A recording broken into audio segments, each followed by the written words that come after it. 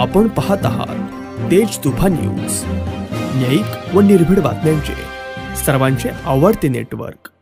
माझं पत्नीवर खूप प्रेम आहे, तिला मी मुक्त करत आहे। सेवानिवृत्त प्राध्यापकाकडून पत्नीची हत्या, नंतर स्वतःही गळफास घेत केली आत्महत्या। नाशिक येथे ही सदर दुःखद घटना घडली आहे। मला तिचे हाल बघवत नाही, माझं पत्नीवर खूप प्रेम आहे, तिला मी मुक्त करत आहे असे म्हणत एका सेवानिवृत्त प्राध्यापकाने त्याच्या 76 वर्षांच्या पत्नीची गळा आवळून हत्या केली आहे। त्यानंतर स्वतः साडीने गळफास घेत आत्महत्या केल्याची धक्कादायक घटना नाशिकच्या जेल रोड भागात बुधवारी रात्री उघडकीस आली आहे। लता मुरलीधर जोशी वय 76 वर्ष आणि मुरलीधर रामचंद्र जोशी वय 80 वर्ष अशी मृत दाम्पत्याची नाव आहेत। तर या घटनेमुळे नाशिकमध्ये खळबळ उडाली आहे। अधिक माहितीनुसार नाशिकच्या जेल रोड येथे मागील अनेक वर्षांपासून जोशी दाम्पत्य वास्तव्यात होते। त्यांची 2 मुले हे त्यांच्या कुटुंबासह मुंबई शहरात राहतात। अधूनमधून दोघेही मुले आपल्या कुटुंबाला घेऊन नाशिकला आई वडिलांसोबत राहण्यासाठी यायचे किंवा आई बाबाला आपल्या मुंबईच्या घरी घेऊन जायचे। लता जोशी या आजारपणामुळे मागील 3 ते 4 वर्षांपासून अंथरुणाला खिळून होत्या। त्यामुळे त्यांच्या देखरेखीसाठी एक महिला मोलकरीण ठेवली होती। ती महिला जोशी दाम्पत्यासोबत त्यांच्याच घरात राहत होती। काल सायंकाळी मोलकरीण घरातून कामानिमित्त बाहेर गेल्यानंतर मुरलीधर जोशी यांनी आजारी पत्नीची हत्या करून स्वतः देखील टोकाचे पाऊल उचलत आत्महत्या केली आहे।